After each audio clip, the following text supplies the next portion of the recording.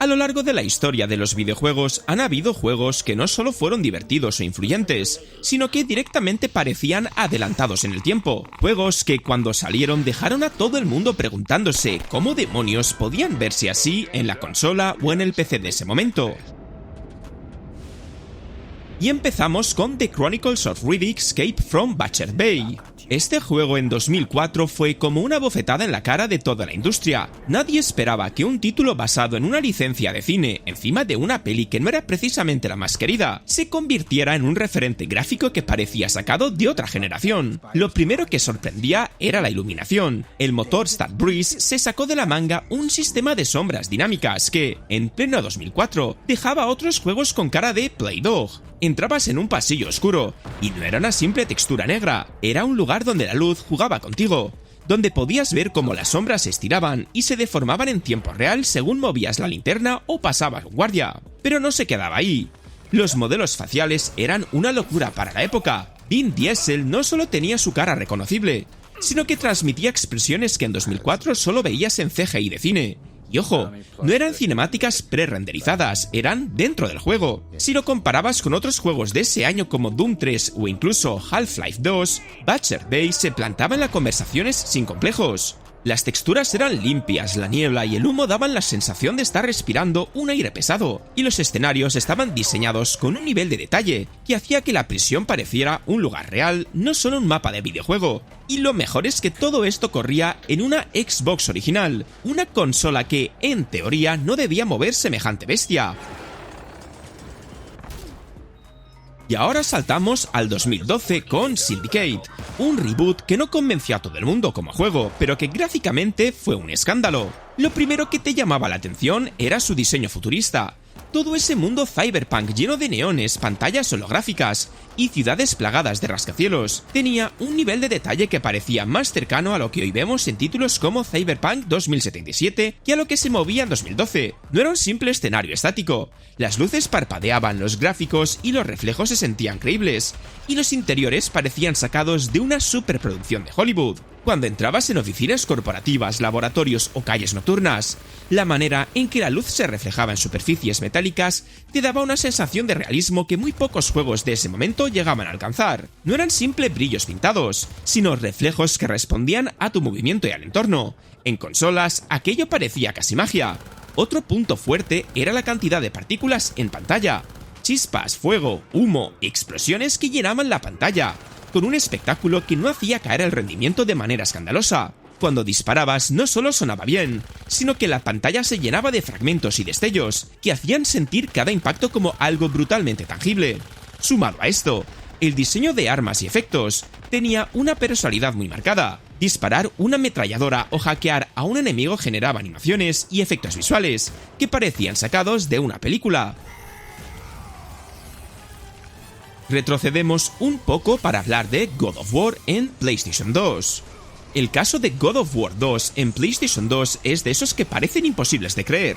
Hablamos de un juego que salió en 2007, cuando la PlayStation 3 ya estaba en la calle y la PlayStation 2 llevaba 7 años dando guerra. Todo el mundo pensaba que la consola ya no podía dar más de sí, que estaba exprimida al máximo, hasta que llegó Kratos y reventó esa idea de un manotazo. Lo primero que impresionaba era la escala. La PlayStation 2 no estaba pensada para mover escenarios gigantescos con detalle, pero God of War 2 lo hacía como si nada. En el mismísimo prólogo ya te enfrentabas al Coloso de Rodas, una estatua colosal que se movía y te atacaba en tiempo real mientras tú corrías por sus brazos y sus piernas. No era una cinemática disfrazada, estabas jugando todo el rato, y eso en una consola de 128 bits era casi de ciencia ficción. La cantidad de detalles en pantalla también te dejaba boquiabierto. No era el típico truco de mostrar pocos personajes o recortar la acción para mantener los frames. Aquí se notaba que los desarrolladores exprimieron cada rincón de la memoria de la consola. Luego estaban los modelados y las animaciones.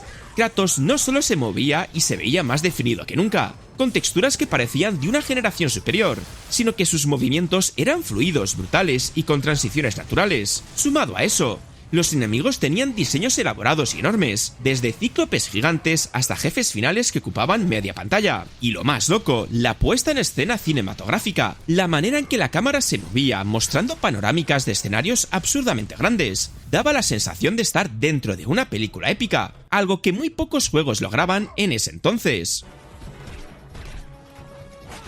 En ese mismo año, pero en PC, aparece la leyenda Crysis. La pregunta de moda durante años fue, ¿pero tu PC puede correr el Crysis? Y eso no era un chiste. El juego estaba tan adelantado que la mayoría de los ordenadores de la época ni soñaban con moverlo en ultra. Lo primero que te dejaba con la boca tan abierta eran los escenarios abiertos y junglas tropicales. Mientras muchos shooters de la época usaban pasillos o entornos cerrados para ahorrar recursos, Crysis te soltaba en islas gigantes con una vegetación que parecía viva. Los árboles se movían con el viento, las hojas reaccionaban a tus disparos, podías tumbar palmeras con explosivos, todo interactuaba de una forma que parecía sacada de una demo técnica del futuro. La iluminación también era una locura. El sol no era simplemente una bombilla estática en el cielo, se filtraba entre las ramas, proyectaba sombras dinámicas que se movían según la hora del día y generaban reflejos en el agua que parecían reales. Pero lo que realmente destrozaba cabezas era el nivel de fotorrealismo en los detalles. Las texturas tenían una definición que en 2007 parecía imposible, desde la piel de los soldados, enemigos, hasta las armas, que tenían cada tornillo, cada arañazo perfectamente visible. Y todo esto acompañado de físicas que hacían que los escenarios fueran maleables, casas que se derrumbaban, vehículos que explotaban de manera creíble, cuerpos que reaccionaban de forma distinta según donde les disparabas.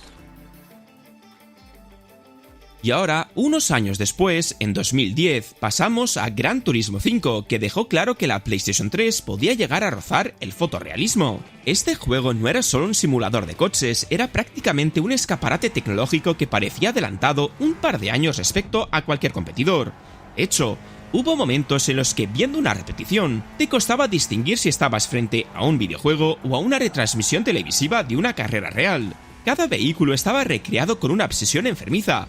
Pintura con reflejos realistas, carrocerías que respondían a la luz, interiores moldelados con todo lujo de detalles, hasta el punto de que podías ver costuras en los asientos o texturas en el salpicadero.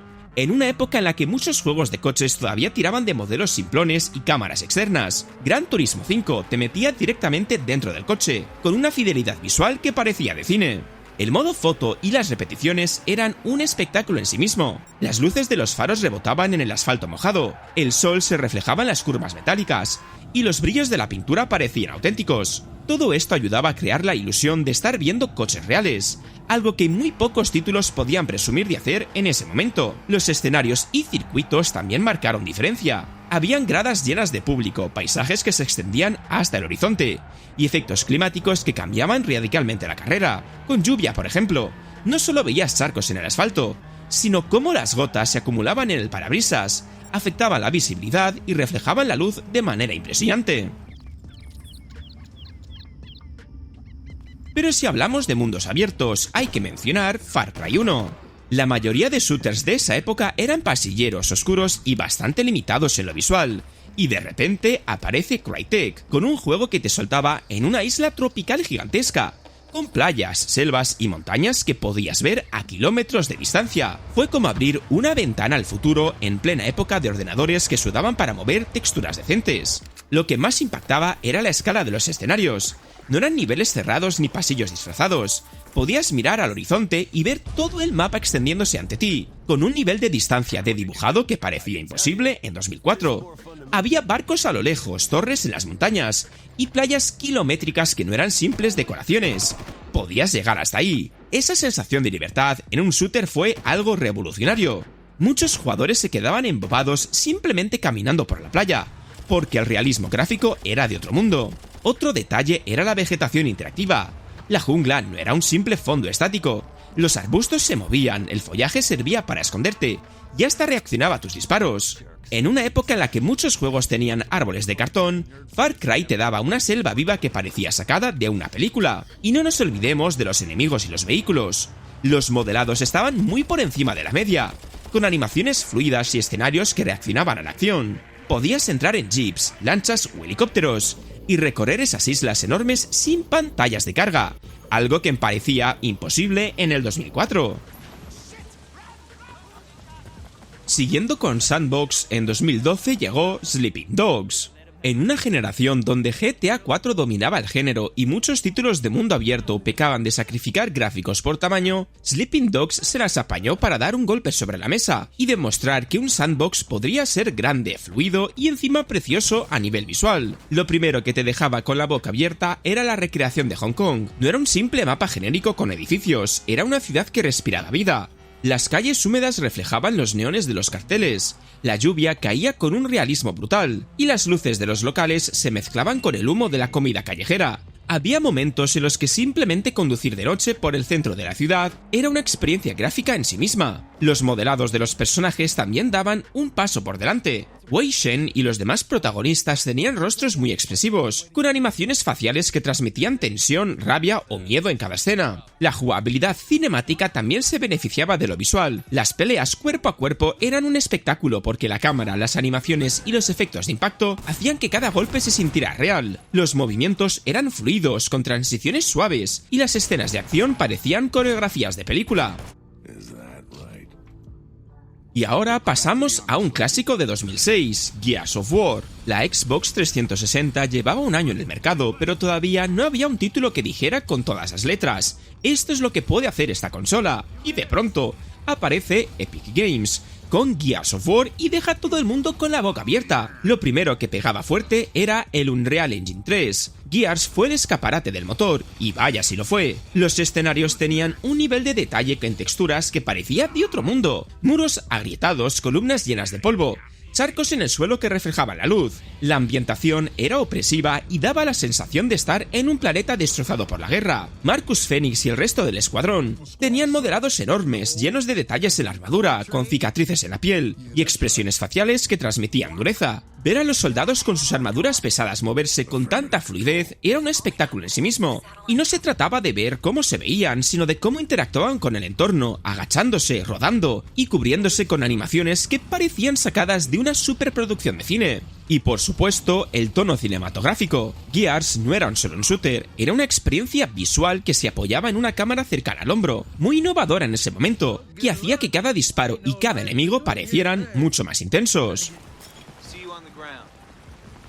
En 2011, Battlefield 3 puso la guinda con el motor Frostbite 2. En plena generación de PlayStation 3 y Xbox 360, la mayoría de shooters ya tenían un estilo gráfico más o menos parecido, y de repente este juego se plantó con el Frostbite 2 y dejó a todos con la mandíbula en el suelo. Lo primero que impactaba eran los escenarios gigantescos. Mientras otros juegos de disparos se centraban en pasillos o mapas pequeñitos, Battlefield 3 te metía en ciudades enteras, desiertos y zonas urbanas con un nivel de detalle que parecía cine. El sol cegador en el desierto, los reflejos de las luces en las ventanas de una ciudad, las linternas iluminando el humo en pasillos oscuros. Todo se sentía real, como si estuvieras en medio de un documental bélico grabado en cámara en mano. Los efectos de destrucción también marcaron una época. En Battlefield 3 no estaba seguro en ningún lado, porque un moro podría venirse abajo con explosivos o un tanque podía destrozar un edificio entero. Eso le daba un realismo brutal al combate. El escenario no era un fondo fijo, era parte activa de la batalla. Los soldados se movían con un realismo impresionante, con animaciones de recarga, caídas y movimientos tácticos que dejaban en ridículo a otros shooters. Los vehículos, desde cazas hasta tanques, tenían un nivel de detalle enfermizo, y manejarlos era una experiencia audiovisual completa con vibraciones, explosiones y partículas volando por todas partes.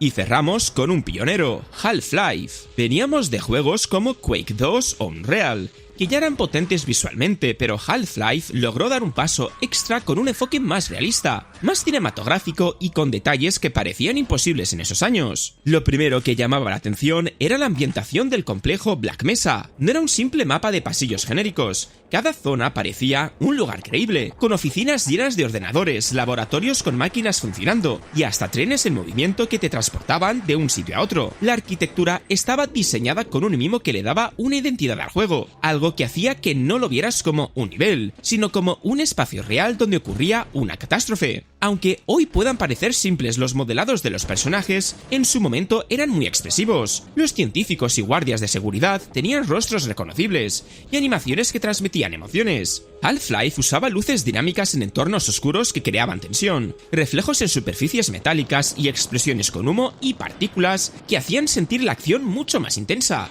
Era un título que apostaba por la inmersión, y los gráficos eran clave para transmitir esa sensación de estar atrapado en una pesadilla científica. Y hasta aquí este repaso a esos juegos que se adelantaron a su generación en gráficos, títulos que nos dejaron con la boca abierta, y que marcaron un antes y un después en la industria. Y ahora te toca a ti.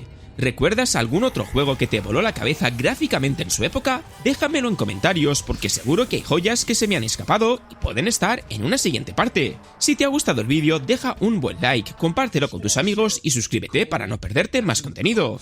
Dicho esto, nos vemos en el próximo vídeo.